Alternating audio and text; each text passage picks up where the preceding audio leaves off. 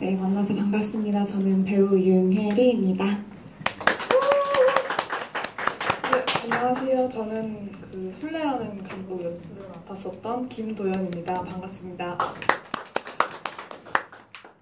네, 오늘 제가 모더레이터 진행을 맡게 되었어요. 맨날 배우 이쪽 자리에 앉아가지고 이제 답변을 주로 하는 역할을 했었는데 오늘은 이렇게 진행을 한번 하게 되었습니다. 네, 그래서 조금 떨리는데요. 미림극장은 제가 그대 너머에로 2년 전에 왔었던 곳이에요. 그래서 이 자리에서 똑같이 지브이도 하고 했었는데 벌써 시간이 많이 흘렀네요. 그리고 김도연 감독님은 그때 그대 너머에서 같이 연출팀을 했었어요. 그래서 그때 같이 알게 된 인연으로 오늘 이렇게 같이 GV를 하게 되었습니다. 혹시 조금 더 하고 싶은 소개 더 없으실까요? 그건 제가 좀 궁금한 게 있는데 강제로 참여하시는 건 아니죠? 너무 많아가지고 저도 생각보다 너무 많이 계셔서 보통 영화가 지금 이 영화가 3시간 정도 되니까 요즘 시대에 3시간짜리 영화를 일단 한 편 다 보는 것도 쉽지 않은 일인데 이걸 끝나고 심지어 이 제작자인 감독이 아니라 그냥 독립영화 하는 분들이 와서 같이 이야기를 나누는 자리에 또 이렇게 와주시는 게 좀 너무 신기해가지고 네, 아무튼 오늘 재밌게 이야기하다가 가셨으면 좋겠습니다. 네, 오늘 저희도 물론 이렇게 얘기할 거지만 관객분들의 이야기도 어떻게 보셨는지 저희는 너무 궁금하거든요.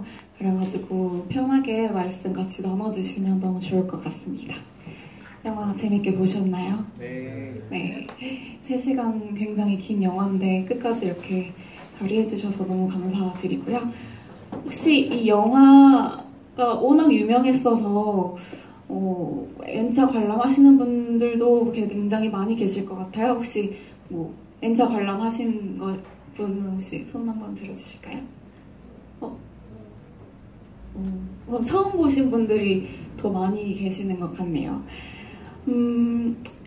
이 드라이브 마이 카라는 작품은 제가 처음에 그 미림극장 쪽에서 이 제안을 받았을 때부터 생각했던 영화였어요. 좋아한다는 단순히 이 영화를 좋아한다는 표현보다도 애착을 가지고 있는 그런 영화라서 그럼 딱 어떤 이야기를 어떤 영화를 선택하시고 싶냐는 그런 질문을 받았을 때 그냥 바로 이 작품을 떠올렸던 것 같아요. 그리고 이제 또 한 3작품 정도를 더 선정을 했어야 돼서 제가 또 물어봤었거든요.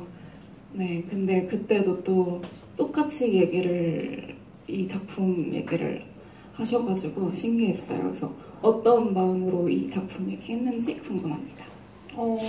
그때는 제가 드라이브 마이 카보다는 사실 하마우치 류스케 자체를 엄청 좋아했었는데 그 영화 중에서 제일 좋아하는 게 해피아워였었거든요.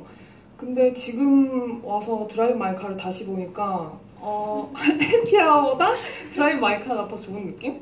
뭔가 이 영화를 그때 한번 처음 봤을 때는 너무 괴로웠어서 길어서 괴로우신 거? 아니요, 긴 것보다는 뭔가 그 안에 사랑을 후벼파는 어떤 사랑을 후벼파는 너무 괴로웠다. 네, 그게 너무 괴로워가지고 네. 이 영화 정말 다시 보고 싶지 않다. 이 감독 너무 변태같고 난 나에 대해서 모르고 싶다. 이런 마음이 너무 강했기 때문에 이 영화에 대해서 잊고 있었는데 오랜만에 영화관에 와서 다시 이 영화를 보니까 완전 너무 다르게 느껴지고 너무 좋더라고요. 그리고 처음에 이 영화가 흥미가 갔던 점은 저는 아무래도 이제 연기 연출 같은 거를 되게 관심 있게 보기 때문에 여기서 뭔가 써먹을 만한 연기 연출법이 많이 나왔던 것 같거든요. 그 안에서 이제 배우들이 연기 연습을 하는 장면이라던가 서로 대화를 나눈다거나 하는 게 되게 흥미로워서 이 영화를 그때는 마음속 깊이 좋아하진 않지만 그냥 좋아한다고 이야기하는 영화였었어요. 네, 그러면 제가 PPT 그 미림극장 쪽에서 만들어주신 자료인데 그거를 보면서 다시 한번 좀 영화를 되짚어보는 보려고 합니다. 네. 오토랑 가오쿠 인고 부부죠 아주. 그런데 우연히 오토의 외도를 목격을 합니다. 하지만 이게 생각보다 놀라지 않았어요. 저는 굉장히 이런 장면을 보면 놀랄 것 같은데 생각보다 좀 의연한 태도를 가지고 집을 떠납니다. 그러다가 오토가 갑자기 세상을 떠나죠. 그러고 2년 후 가오쿠는 히로시마 연극제 바니 아저씨의 연출을 맡게 됩니다. 그러고 미사키를 만나게 되죠. 차 안에서 가오쿠와 미사키는 그런 이런저런 대화를 하면서 서로한테 좀 의지를 하게 되는 것 같기도 하고 어떤 그런 관계가 점점 발전되는 모습을 보이고요. 그리고 그런 연극제 준비가 끝나갈수록 다양한 사건 사고들이 일어나면서 이제 영화가 끝이 나는데요. 이 영화 속에는 이런 크게 세 가지 이야기가 등장을 한다고 생각을 합니다. 먼저 안에 오토가 이야기하는 그런 장면, 그런 이야기가 있고요. 전생의 칠성장어였던 이야기죠. 그리고 이런 그냥 이 극 자체, 가오쿠의 이야기가 있고요. 그리고 안톤 체호프의 바니 아저씨라는 이야기가 있습니다. 번외로 잠깐 그 고도 제목이 뭐였지? 고도를 기다리며라는 희곡도 잠깐 등장을 하는데 비슷한 맥락인 것 같아요. 세 이야기 모두 어떤 되게 긴밀한 연결고리가 있는 것 같거든요. 그리고 극중극으로 등장하는 바냐 아저씨 같은 경우에는 거의 이 가오쿠가 동일시할 정도로 깊게 연관이 되어 있다고 생각을 합니다. 그리고 오늘 이게 이제 칠성장어인데요. 너무 무섭게 생겼어요. 그래서 좀 귀여운 사진으로 골라봤어요. 근데 이 칠성장어는 안에 바니 아저씨가 오토라면 이 칠성장어는 안에 오토를 상징하는 거라고 생각을 했어요. 근데 여기서는 영상이 없지만 영화 속에서는 영상으로 등장을 하잖아요.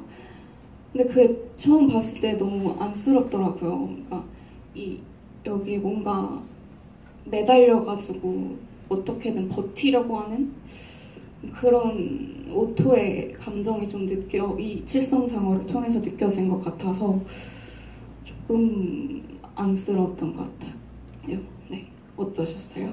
전 재밌었던 게 그 바냐 아저씨 이야기도 그렇고 여기 드라이브 마이 카 자체 이야기도 그렇고 이 칠성장어였던 어떤 소녀의 이야기도 그렇고 따로 보면은 무슨 내용인지 그냥 도저히 연결을 지을 수가 없었는데 이 영화를 계속 보다 보면 이게 전체적으로 다 어떤 모순과 진실에 대한 이야기를 각자 다 하고 있는데 그게 모두가 연결이 돼서 결국엔 가오쿠한테 엄청나게 큰 울림을 주고 그 사람이 결국엔 알을 깨고 나오게 되는 어떤 그런 영화의 전체적인 흐름을 저는 그렇게 읽었었거든요.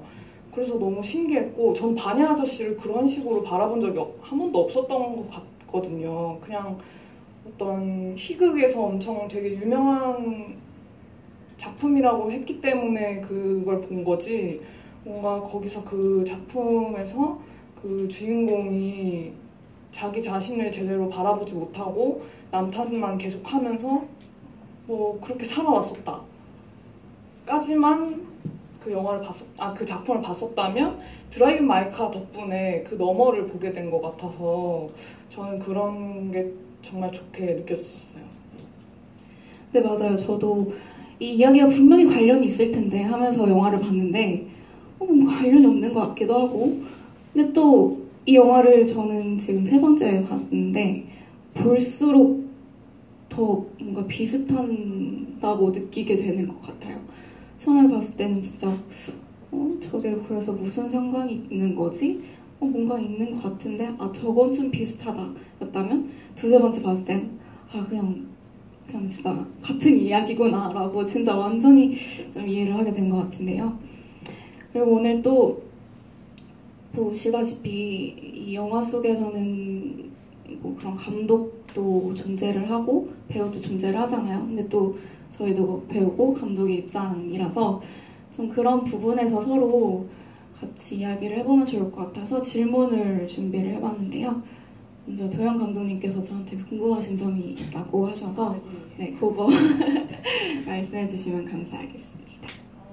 저는 일단 해리 배우님, 배우님이니까 이 영화에 나오는 연기 연출법에 대해서 질문을 많이 하고 싶었거든요.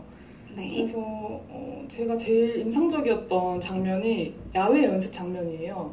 이제 야외 연습 장면에서 두 배우가 어떤 연기를 하는 모습에서 이제 주인공 가오쿠가 뭔가가 일어났다 라고 이야기를 하잖아요. 근데 제가 처음 영화 봤을 때는 뭐가 일어났다는 거지? 아 나만 몰라? 약간 이런 느낌이어가지고 당황을 했었는데 오늘은 뭔가 느낌이 오더라고요. 이 둘이가 네 말로 설명할 수는 없는데 뭔가 이게 저한테 전해져 오는 느낌? 그래서 제가 좀 궁금한 건 분명 연기를 하면서 이런 순간이 뭔가 자주 찾아오진 않겠죠. 근데 주로 어떤 상황이나 어떤 연습을 통해서 이런 순간이 이 배우들에게 찾아올 수 있는지, 그리고 혹시 이런 순간이 찾아왔었다면 그 순간이 어떤 모습이었는지 이런 자세한 이야기를 좀 들어보고 싶어요. 네. 먼저 요 장면을 말씀하신 것 같은데 뭔가가 일어났다.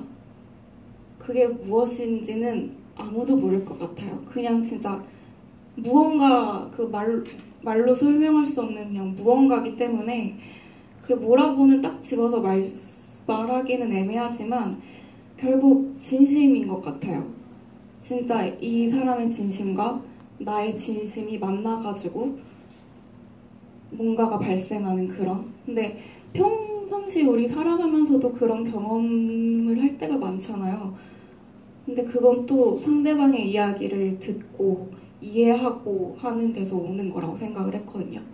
그래서 오늘 영화를 봤을 때는 서로가 정말 서로의 이야기를 들어주고 정말 그거를 생각하고 진심으로 서로를 위해주고 걱정하고 하는 그런 마음들인 것 같아요. 그리고 저도 연기를 하면서도 그런 부분을 좀, 그런 무언가를 찾으려고 좀 노력을 하는 편이거든요. 근데 그게 뭔지는 저도 잘 모르니까 그냥 그 무언가를 하기 위해서 저도 그냥 무언가를 계속 하려고 하는 것 같아요. 네, 그렇습니다. 그리고 이 가오쿠도 그 질문을 받아요.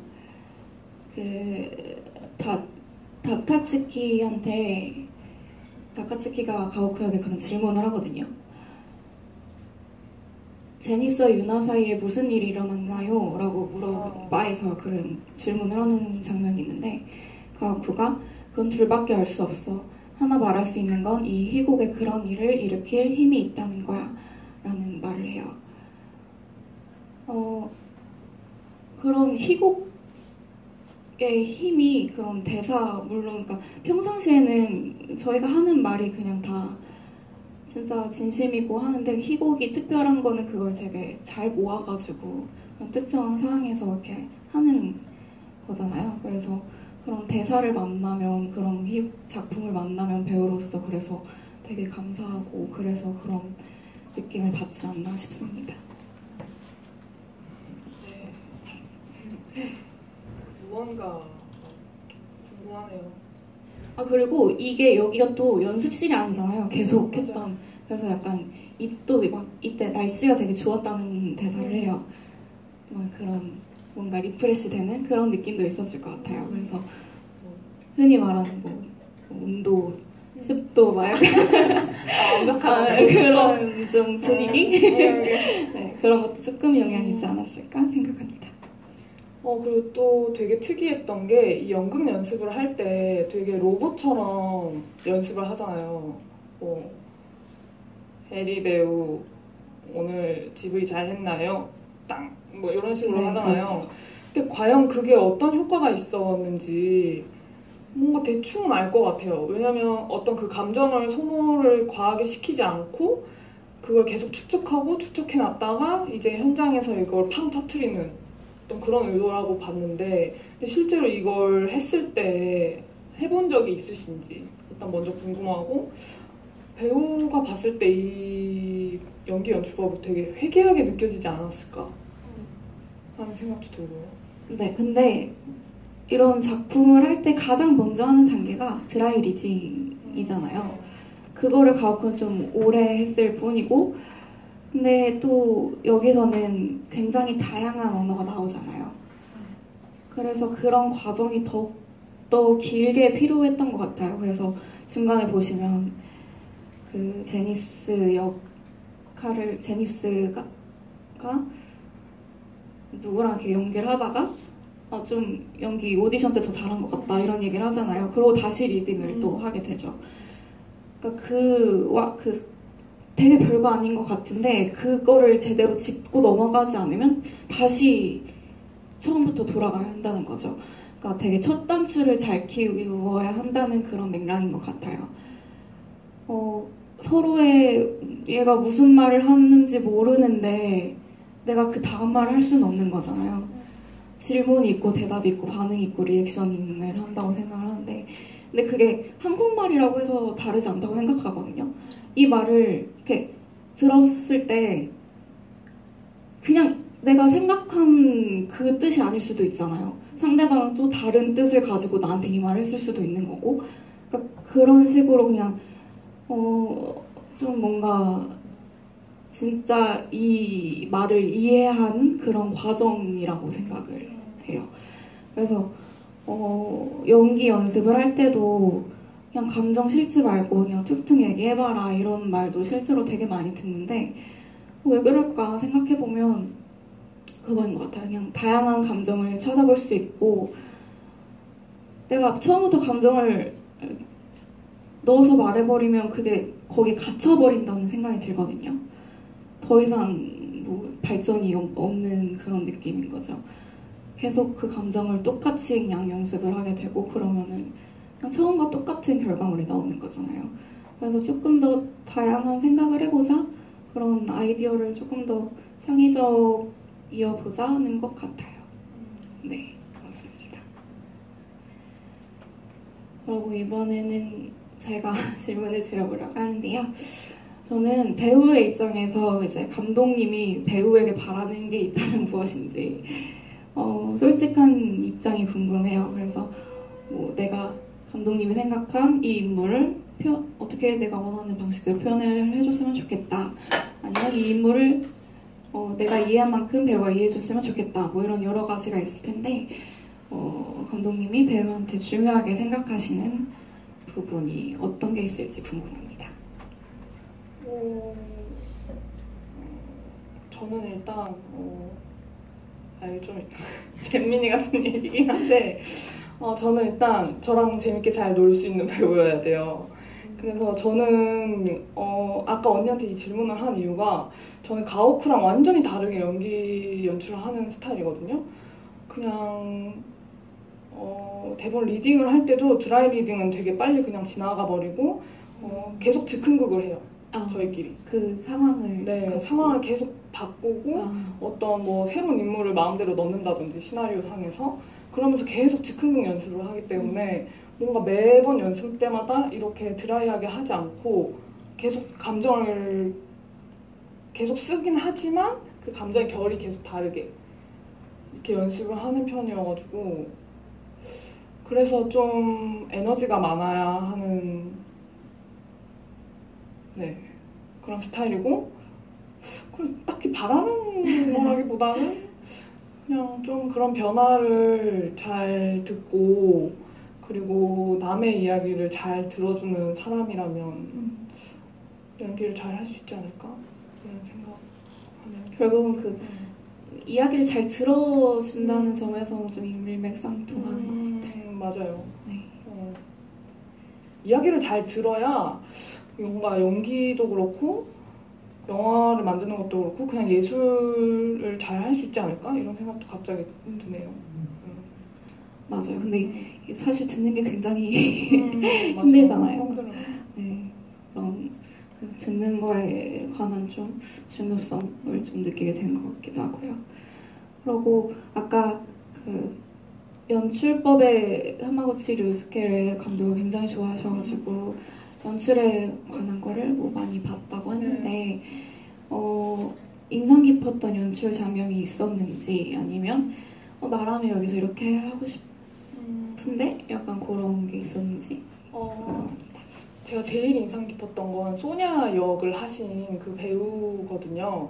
일단 그분의 설정 자체가 농아인이시잖아요.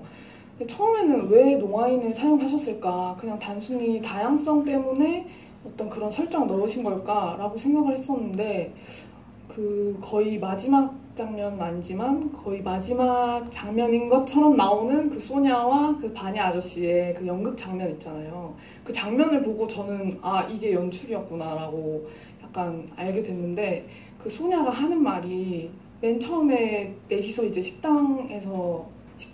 그 집에서 집밥 먹을 때 그 소냐 역을 하는 사람이 그러잖아요. 내 말이 잘 안 들리는 건 당연하다. 자기는 익숙하다. 그래서 괜찮다. 라고 이야기하는데 그 맥락이 그 끝으로 가서 소냐와 그 바냐 아저씨가 이야기할 때 소냐가 바냐 아저씨를 위로하면서 그래도 우린 계속 살아가야 되고 우리는 아주 고통받을 거지만 죽고 나서 이제 우리끼리 행복을 바라보면서 그렇게 할 거다라고 이야기하는데 만약에 거기서 배우가 말로써 그 대사를 전달했다면 어땠을까라고 생각을 해봤는데 되게 이상한 거예요. 뭔가 이 영화가 이만큼 좋지는 않았겠다라는 생각이 들고 뭔가 오히려 기분이 나빴을 수도 있겠다는 생각이 들었거든요. 기분이 나쁠 왜냐면 뭔가 가르치려고 하는 느낌이 들었을 것 같다라는 생각이 들었는데 근데 그분이 구화를 사용했기 때문에 어떤 그걸 저희가 텍스트로 보고 그 사람의 몸짓을 보면서 저희 마음속에 있는 어떤 음성으로 그 대사를 각자 바라보게 되잖아요. 그게 엄청 좋은 연출이었다고 생각했어요. 네, 그렇습니다. 너무 흥분해서 혼자 막 주저주저 얘기했는데 네. 그러면 이번에는 가장 좋아하는 뭐 장면이나 대사가 있었는지 그런 거 궁금합니다. 가장 좋아했던 장면은 대사랑 장면이 이어져 있는데 그 가오쿠랑 이제 그 이름이 갑자기 생각이 안 나는데 그 내연남 있잖아요. 다카츠키. 네, 다카츠키요.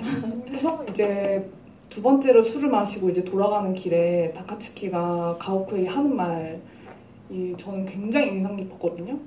이게 감독이 돌고 돌아서 결국 이 얘기를 하는 거구나 라는 걸 느끼기도 했는데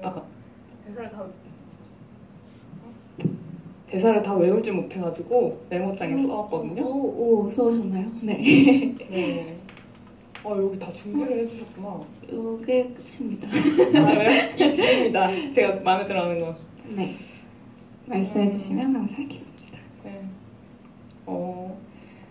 아무리 이해한다고 생각하는 상대도 아무리 사랑하는 상대도 타인의 마음을 그대로 보는 건 무리죠.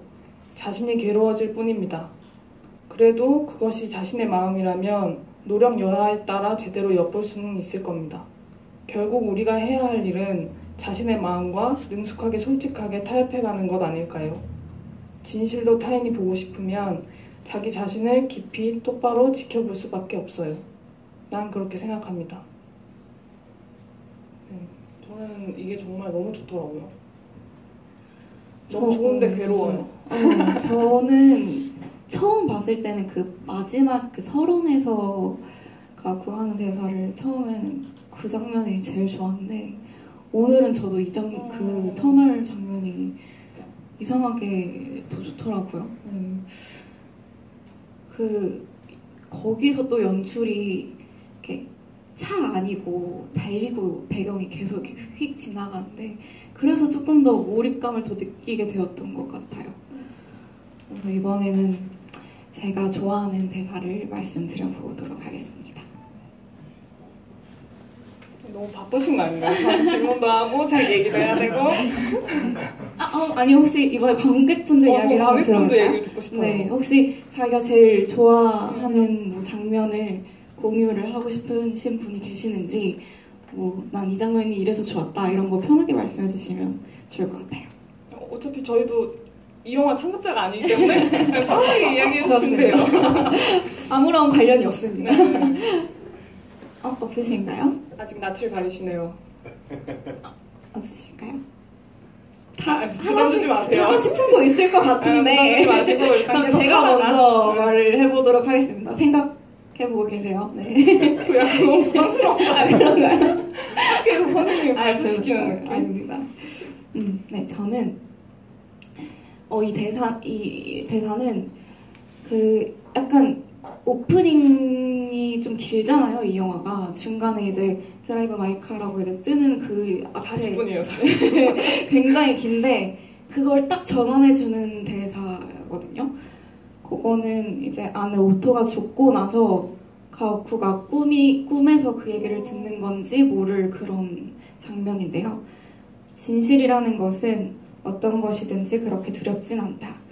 가장 두려운 것은 그걸 모르고 있는 것이다. 라는 대사입니다.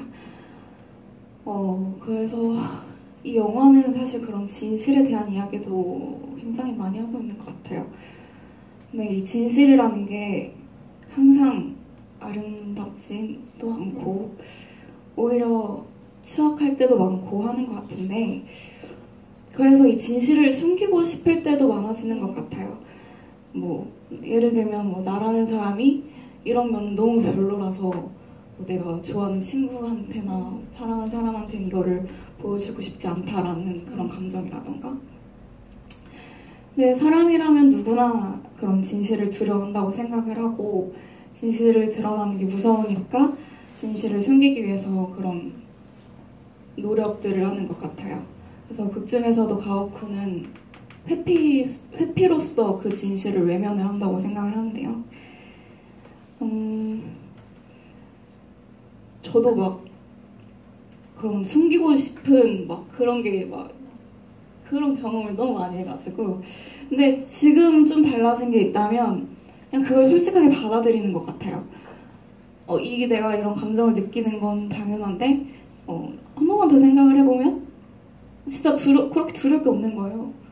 뭔가 내가 두렵다고 생각을 해서 이게 두려운 거지 막상 이 사람이 나한테 그렇게 관심 있을지도 모르겠고 사실은 그런 것 같아요. 그래서 가장 크게 달라진 점이 이 대사라서 근데 이거를 사실 평소에 진실이라는 것은 어떤 것인지 그렇게 두렵지 않다 막 이러진 않잖아요.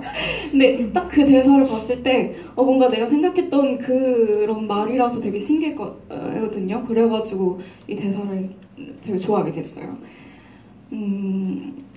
그래서 진실이라는 건 어떤 것이든지 두렵지 않다는 거. 근데 진실이라는 게 그렇게 두려운 게 아니라는 걸 몰라서 진실이 두렵다고 생각을 하기 때문에 힘들어지는 것 같아요. 그래서 그걸 이기지 못하면 또 굉장히 슬픈 일이 되는 것 같거든요. 그래서 가오쿠가 외면하고 싶었던 진실은 두 개가 있는 것 같은데 하나는 이제 딸의 죽음 그리고 아내의 외도. 너무 괴롭잖아요. 생각만 해도 너무 아프고. 그래서 딸의 죽음에 대해서 아내 오토랑 그렇게 깊은 대화를 나누지 않았을 것 같아요. 그냥 외면하고 그냥 아무 일 없었던 것처럼 그냥 지나가고 아내가 외도하는 거를 여러 번 목격했다라는 말을 스스로도 나중에 하잖아요. 근데 그럴 때마다 오토는 마주하지 않잖아요. 그 진실을 그냥 피하고. 근데 그 터널 아까 말씀하셨던 좋아하는 장면 거기서 사실 그 칠성장어 그 이야기를 통해서 오토의 마음을 보면 사실은 오토는 그거를 알아주길 바랬던 것 같아요. 나 지금 이래. 나 너무 힘들어. 약간 그런 말을 오토도 하고 싶었지만 오토도 하지 못했고 서로 그렇게 하지 못해서 마주하지 못해서 그런 힘든 일이 생긴 것 같은데 근데 우리도 살면서 그런 외면하고 하는 것들이 너무 많잖아요. 다 뭔가 저도 좀 회피성이 강해서 그런지 모르겠는데 그래서 이 영화가 계속 좀 마주하라고 하는 그런 메시지도 주는 것 같아요. 그래서 이번에 또 봤을 때는 가오쿠는 계속 초반에 눈을 계속 감는 장면이 나오고 어쩌면 또 녹내장 약간 그런 것도 그거랑 좀 관련이 있지 않을까라는 생각도 들더라고요. 맞아. 네. 저는 가오쿠의 어떤 그 아까 이야기하신 첫 번째, 두 번째가 뭐지? 딸이 죽은 것과 아내의 외도를 이야기하지 못해서 네. 근데 저는 이게 전체적으로 가오쿠가 아내와의 진정한 소통, 진정한 대화를 하지 않아서 벌어진 일들이라고 생각하거든요.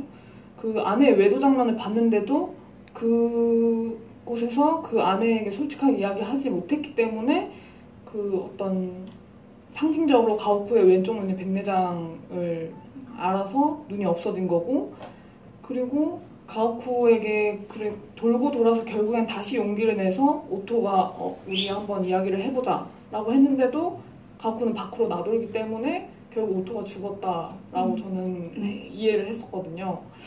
그리고 뭔가 이 영화 전반적으로 모순과 진실에 대해서 이야기를 하는데 사실 내 스스로 나를 진실되게 바라보는 건 그렇게 어려운 일은 아니라고 생각하거든요. 근데 여기서 타인이 끼면 정말 어려워진다고 생각해요. 맞아요. 그래서 오토와 그 가오쿠의 관계도 굉장히 복잡해진 거고 오토도 가오쿠와 계속 이야기를 하고 싶지만 이 사람은 내가 너무 사랑하는데 이 얘기를 해서 이 관계가 깨질까봐 가오쿠도 마찬가지잖아요. 이 사람을 너무 사랑하는데 내가 이 외도 이야기를 함으로써 우리의 관계가 더 이상 예전 같지 않아질까봐 걱정을 하는 건데 사실 객관적으로 이렇게 바라보면 이미 상황은 많이 변해 있잖아요. 이미 관계는 변했는데 그 사람들은 아니야 이 얘기를 꺼내면 관계가 변할 거야 라고 생각을 하잖아요. 네. 그게 모순적인 지점이고 사람을 객관적으로 봐도 둘 다 모순적이잖아요. 오토는 뭔가 가오쿠를 너무 사랑하는데 다른 남자들과 잠을 자고 가오쿠는 그 아내를 너무 사랑하고 아내를 이해하고 아내를 돌봐주고 싶지만 결국 딸을 잃은 슬픔을 가진 오토의 이야기를 제대로 듣지 못했기 때문에 오토가 계속 그 이야기를 하고 싶어서 칠성장어 이야기를 계속 남편에게 하게 되는 그런 모순적인 것들 그런 게 되게 재밌는 지점인 것 같아요. 네, 맞아요. 그래서 결국 마지막에도 가오쿠는 회피를 했잖아요. 이야기하자 했는데 맞아. 일 없는데 무서워서 나갔잖아요. 나라도 그럴 것 같긴 한데 맞아요. 그러니까 이게 진짜 마주하는 게 쉽지 맞아. 않은 일인데 그래서 계속 부딪혀서 깨져라 하는데 참 어려운 일인 것 같아요. 근데 결국 마주하지 못해서 더 큰 비극이 일어나는 게 되는 것 같아요. 그래서 그런 생각해볼 만한 지점이 있는 것 같고 그리고 오늘 좀 재밌었던 게 가오쿠가 이제 혼자서 이제 뭐 얘가 나한테 무슨 말 하려고 하는 무서워하고 이제 나가서 이제 계속 바니 아저씨 테이프를 들으면서 이제 다시 집으로 돌아오는 장면에서 마지막 소냐의 대사를 오토의 음성으로 나와요. 근데 저는 그게 되게 유언 같았어요. 맞아. 소냐의 그 마지막 대사가 유언 같았고 또 주차장에 띠 하는 소리가 있는데 그게 심정지 같은 소리가 들리는 거예요. 그래서 약간 좀 그래서 그 장면이 또 새롭게 다가왔었어요. 네. 그렇게 생각할 수도 있겠네요. 오늘 느꼈어요. 그렇게 생각하니까 그 삐 하는 차 네. 들어가는 차도가 약간 장례식장에서 이제 시체 안식하실 때 나는 그런 거 느낌도 좀 있고. 네.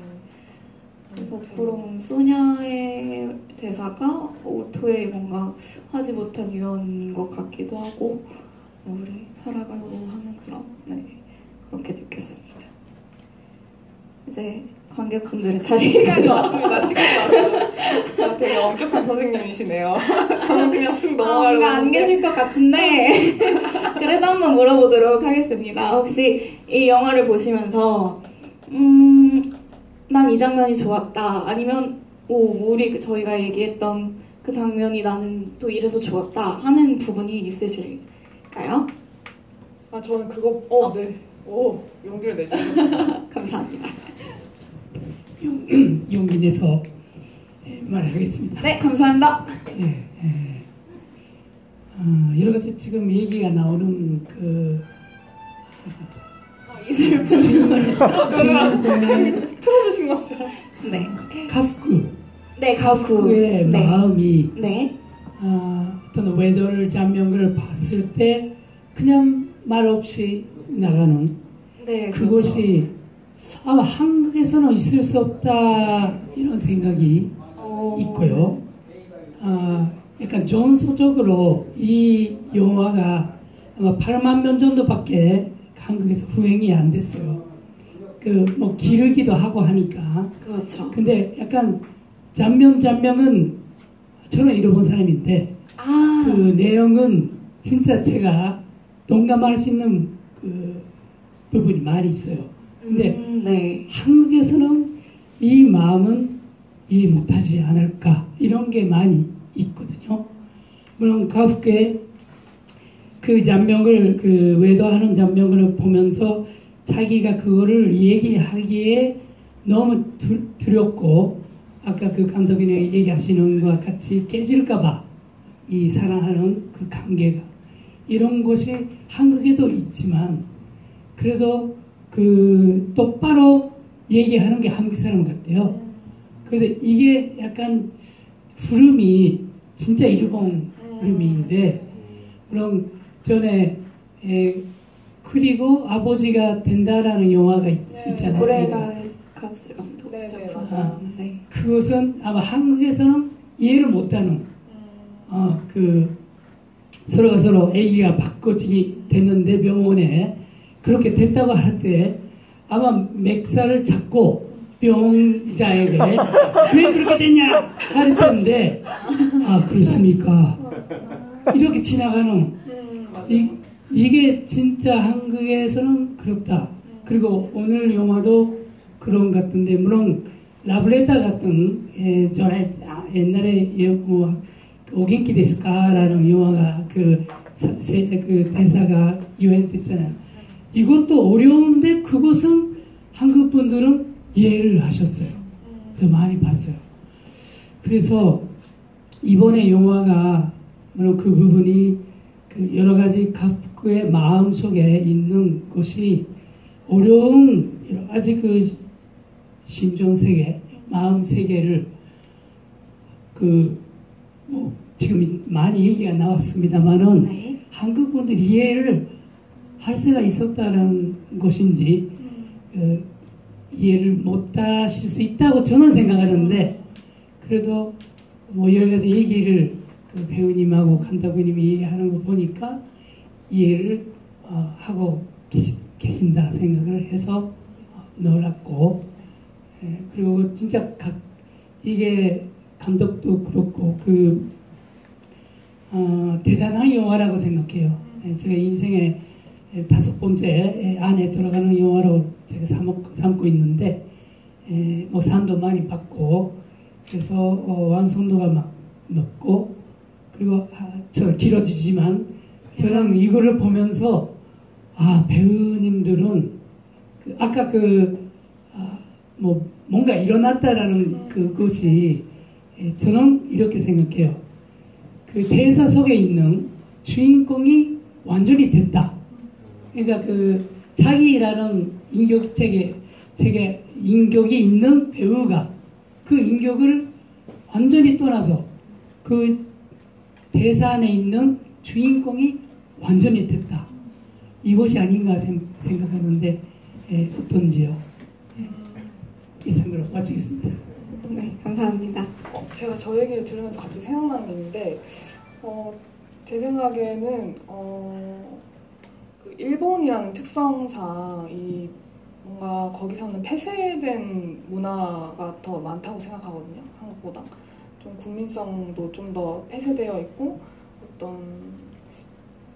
그래서 하마구치 류스케가 이 자기의 일본 사회에서 이런 영화가 필요하기 때문에 이런 영화를 만들었는데 근데 지금 이 전 세계적으로 봤을 때 이 사람들이 소통을 잘 하지 않고 다들 모순된 마음을 그냥 그대로 갖고 살아가지 않아요. 그리고 지금 요즘 한국 사회도 엄청나게 뉴스가 심란하잖아요. 그렇죠. 네, 그런 전체적인 맥락으로 봤을 때 사람들이 이 하마구치 류스케 영화를 다른 문화권에 살고 있지만 이해할 수 있는 배경이 지금 있다고 생각합니다. 갑자기. 갑자기 든 생각이네요. 네.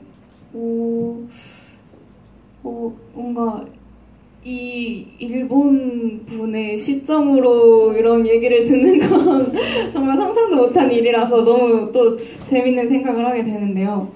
네. 그 관점에서 얘기를 하시니까 뭔가 그런 것 같기도 한데, 저도 궁금해요. 뭔가 저도 좀 비슷한 성향이라서 그런지 전 몰라도 저는 그렇게 가오쿠가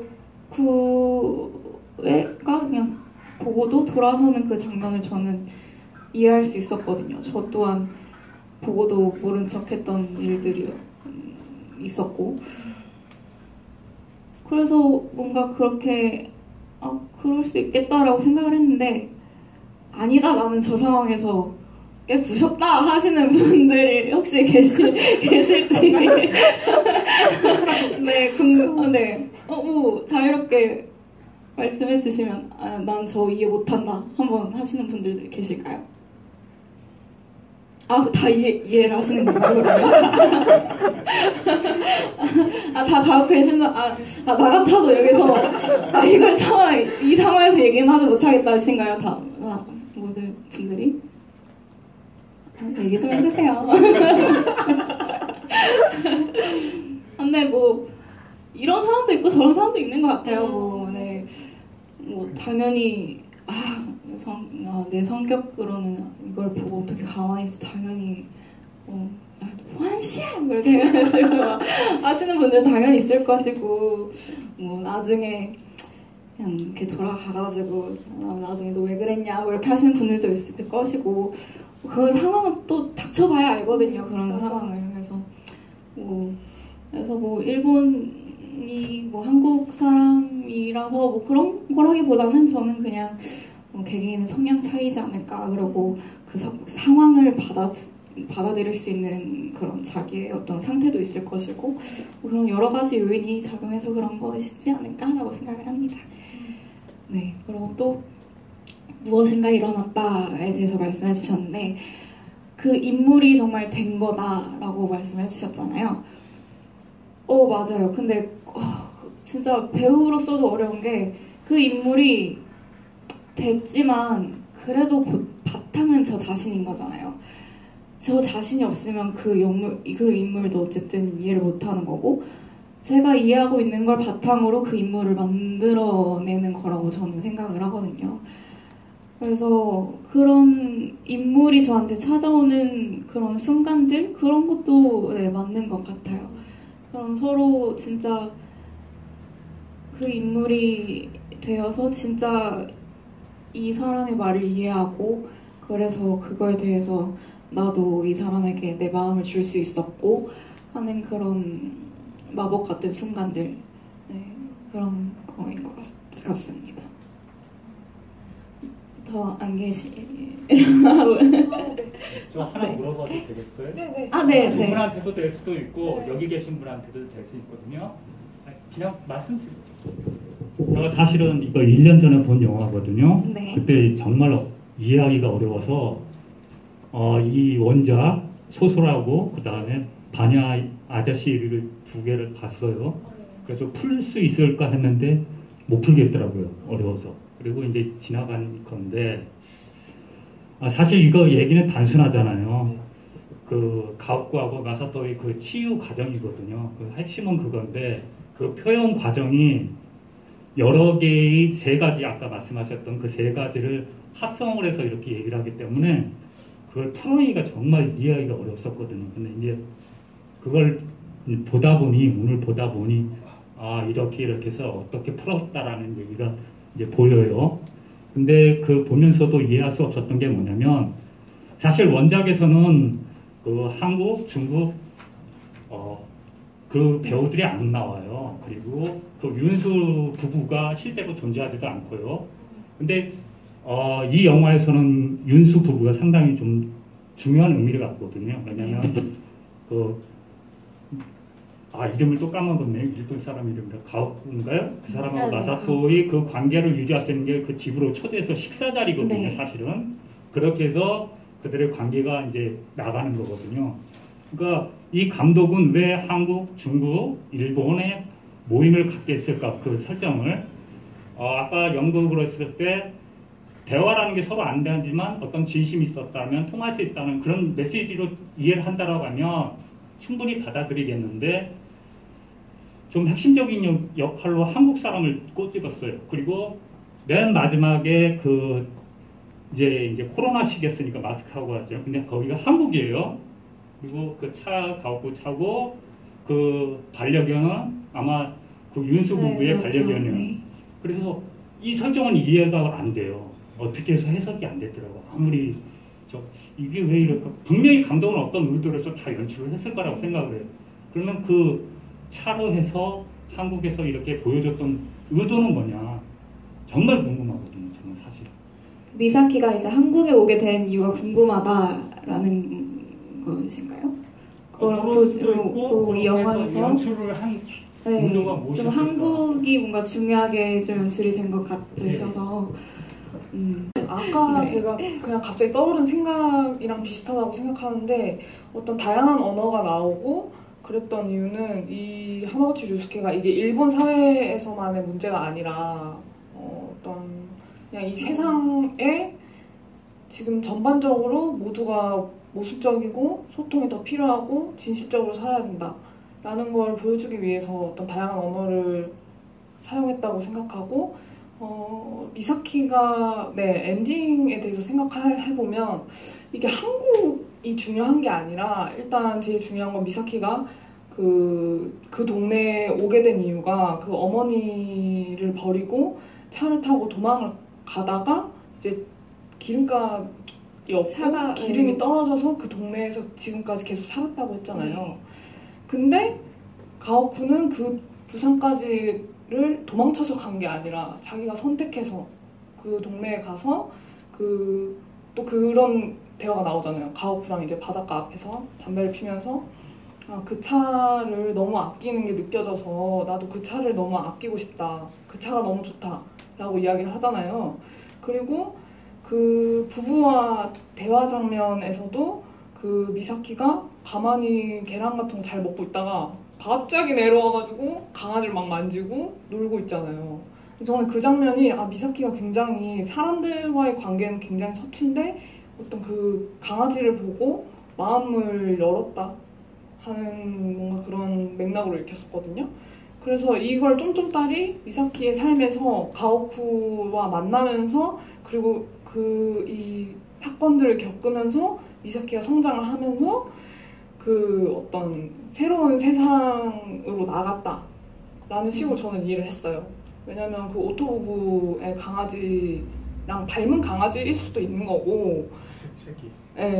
뭐 새끼일 수도 있는 거고 어떤 그런 비슷한 강아지를 갑자기 키우고 싶어졌을 수도 있죠. 그분들의 영향으로. 그래서 뭔가 저는 미사키가 이 영향으로 어떤 자신의 새로운 세계를 잘 꾸려나갔다라는 걸 보여주고 싶었구나라는 걸 많이 느꼈었고 그리고 오토 부부가 저는 등장했던 이유는 오토 부부래. 윤수 부부가 그렇게 등장했던 이유는 가오쿠의 부부랑 굉장히 비교가 되잖아요. 왜냐면 가오쿠의 부부도 딸을 잃었고 그 윤순의 부부도 딸을 잃었는데 그 가오쿠와 오토는 그 사이에서의 대화가 굉장히 부족했지만 그 윤순의 부부는 결국에 수어로 이야기를 하잖아요. 그 여자분이 사실 아이를 잃었는데 굉장히 힘들었고 그 과정에서 이제 남편이 가오쿠의 연극 그거를 들으면 너한테 도움이 될 것이다. 그 맥락에서 저는 둘은 충분히 그런 어떤 상실감과 아픔에 대한 이야기를 나누면서 이제 서로 사랑하는 부부였구나라는 걸 느꼈기 때문에 그래서 감독이 그 장면을 넣었다고 저는 생각했어요.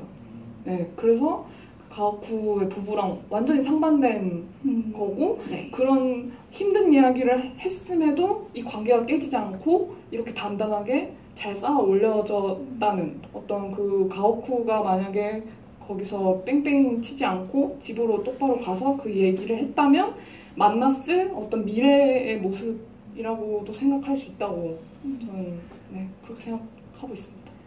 네, 저도 한국이 뭔가 중요하게 작용을 했다라는 생각보다는 그냥 뭐 옆에 가까운 나라이고 어쩔 수 없이 밀접한 게 되게 이런 관계를 가지고 있는 서로 그런 나라라고 생각을 했고요. 그러고 아까 그 윤수 부부에 대해서 말하셨는데 저는 그냥 그 상실에 대한 것만 공유를 하고 있다고 생각을 했는데 그 부분은 진짜 좀 그거를 넘어섰다는 그런 거를 좀 감독님 말을 통해서 좀 알게 되었던 것 같아요. 그리고 또 미사키가 한국으로 온 이유에 대해서도 저도 한국이네? 뭔가 이런 좀 반가운 마음이 있었는데 근데 그 무엇보다도 저한테 중요했던 건 그 미사키의 흉터였거든요. 그게 처음에는 되게 왼쪽 뺨에 흉터가 거의 이만하게 보이는데 그러고 그런 말을 해요. 나는 이 흉터 안 지울 거라고. 맞아. 근데 그 차에서는 흉터가 없어져 있어요. 맞아. 그래서 미사키도 그렇고 가오쿠도 그렇고 한 페이지로 또 넘어갔구나.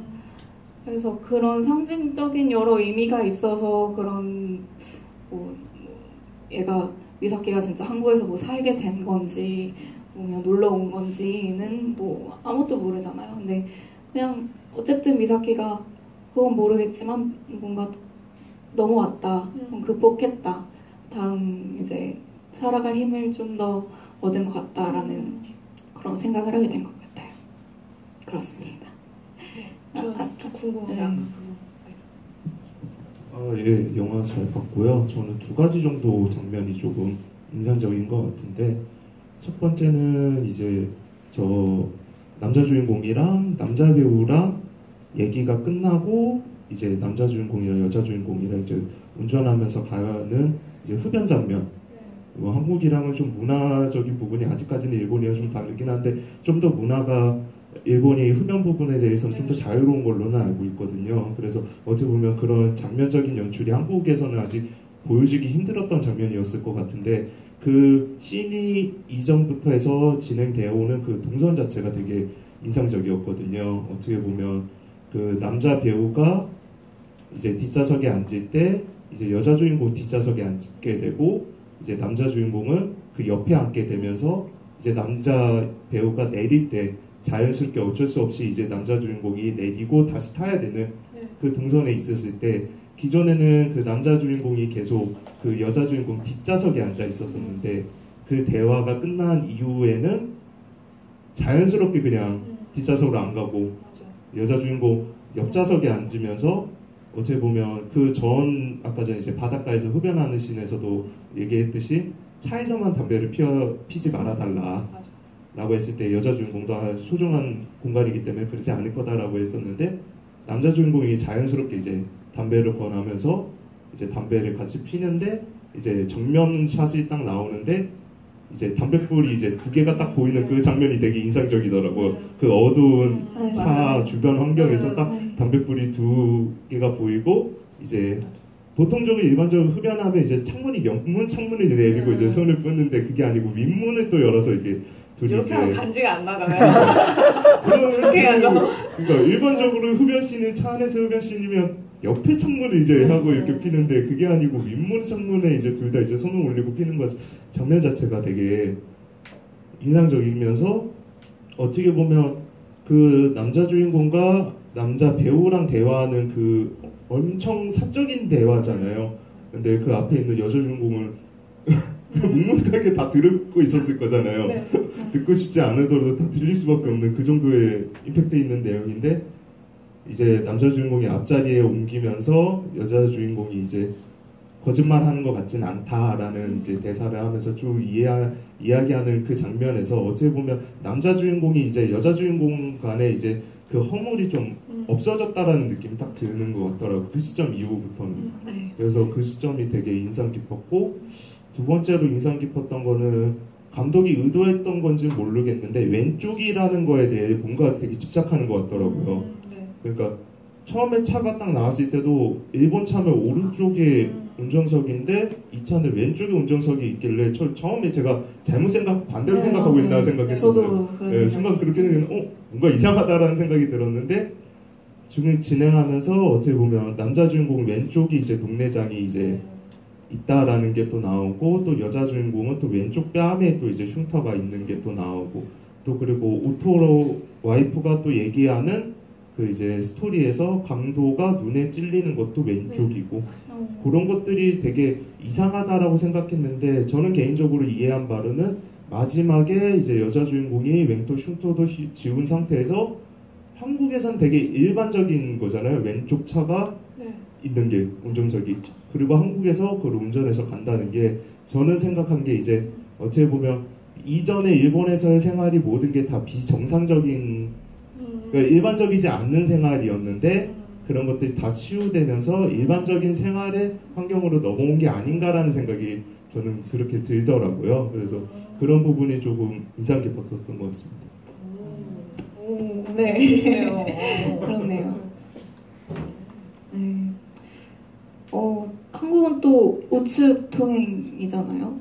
그런 면에서 또 생각해 볼 수 있는 게 있는 것 같아요. 저도 이 장면 되게 좋아하는데, 또 가깝잖아요. 또 이렇게 따로 이렇게 비는 것보다는 또 이렇게 같이 좀 더 가까워졌다? 약간 그런 것도 있는 것 같고요. 뭔가 그 장면이 좀 되게 마법 같은 순간이지 중에 하나이지 않았나라는 생각도 했어요. 약간 그리고 상징적으로 또 생각을 해봤을 때 뭔가 하늘을 향해서 손을 뻗고 있는 거잖아요. 네. 근데 뭔가 그 바니 아저씨 그 마지막 소니아가 하는 말하고 좀 뭔가 비슷한 것 같기도 하고 그런 것 같습니다. 네. 저희 이제 시간이 얼마 남진 않았는데 제가 또 네. 관객분들한테 궁금한 게 있어가지고 어떻게 하다가 여기 와서 드라이브 마이 카를 보셨는지, 오늘 저희가 한 이야기들이 인상적이셨는지 재밌었는지 피드백이 듣고 싶어가지고요. 네, 한마디 하시고 싶으신 분 있으시면 이야기하면서 마무리하도록 하겠습니다. 네.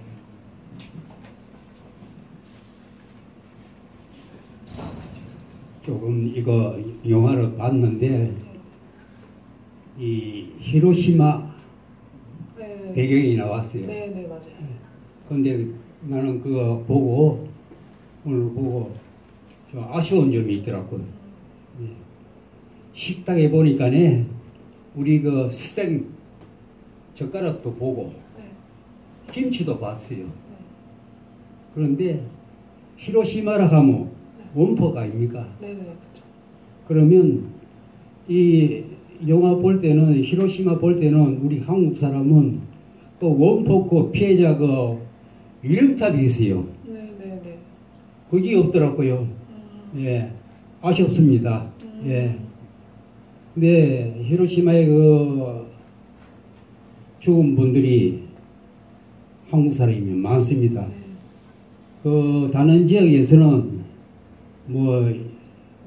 전쟁 때 죽은 사람은 거의 없다고 보는데, 내가 금년에 내가 90인데 일본에 오래 살았어요. 예. 구주도 후쿠오카도 가보고 나라, 교토, 오사카, 그리고 동경도 한 8년 있었어요. 예. 근데 히로시마는 가지는 않았는데 지금부터 그러니까 한 20년 전에 고베, 히로시마 사이에 지진이 7.5짜리가 일어나가지고 고베 그 피해를 많이 봤어요. 예. 전차 철로가 후여지고 그랬는데 그거 놔두고 내가 오늘 그 영화 봤는데, 히로시마라 하면은 이 영화가 지금 일본하고 한국하고 합작한 것 같아요. 합작 아닙니까? 오늘 영화가 합작은 아니고 내 감독이 한국을 좀 좋아하시는 것 같아요. 그런데 보니까 한국품이 많더라고요. 네네. 식탁에도 김치볶음 네네. 내가 봤고, 젓가락 보니까 스텐 젓가락은 우리나라밖에 없어요. 네네. 일본은 없어요. 나무 젓가락 아니면은 핫이라 그래가지고 자기 개인 젓가락이 다 있는데 오늘 보니까 그 스탠 젓가락 네. 보고 김치 2가지 봤어요. 네. 제대로 못 봤는 건 모르지만 그 보니까 김치더라고요. 네.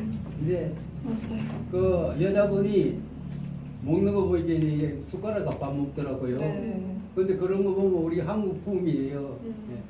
근데 그 배역분이 한국분이라는 설정이어서 아, 그러죠. 숟가락 드신 거고. 근데 히로시마 나오면은 원폭이 저 위령탑이 그게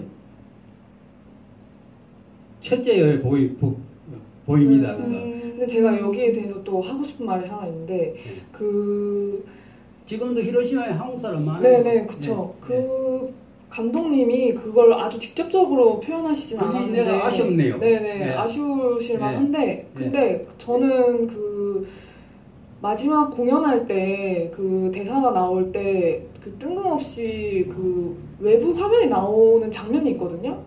그 대기실. 아니요 그 극장이라는 설정으로 그 동그란 원폭 그 모양으로 된 그 건물을 찍은 장면이 있어요. 근데 저는 그걸 그 히로시마에 대한 이야기를 히로시마 그 샷으로 배경을 했다고 했는데 네네.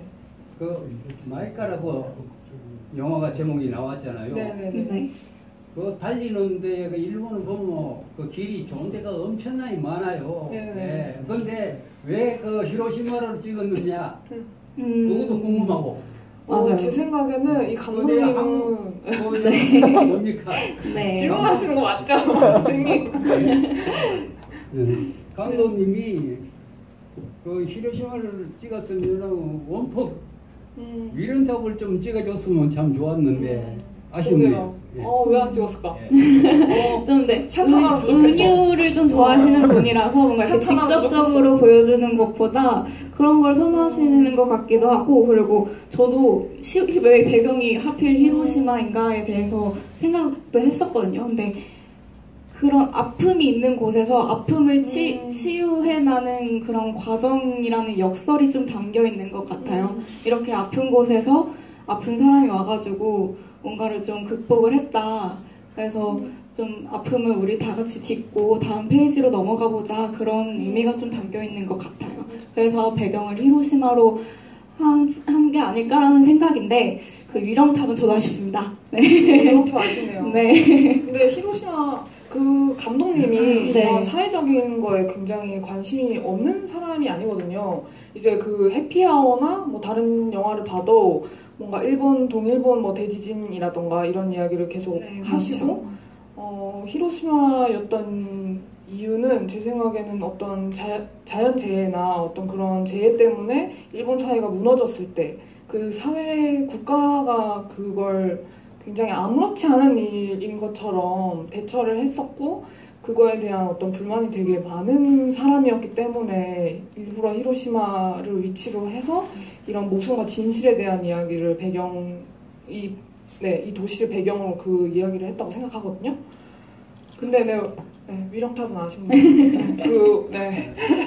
어쨌든 그런 샷이 있어서 너무 아쉬워하지 않으셔도 된다. 조금 네. 개인적으로 좀 아쉬웠어요. 네, 알겠습니다.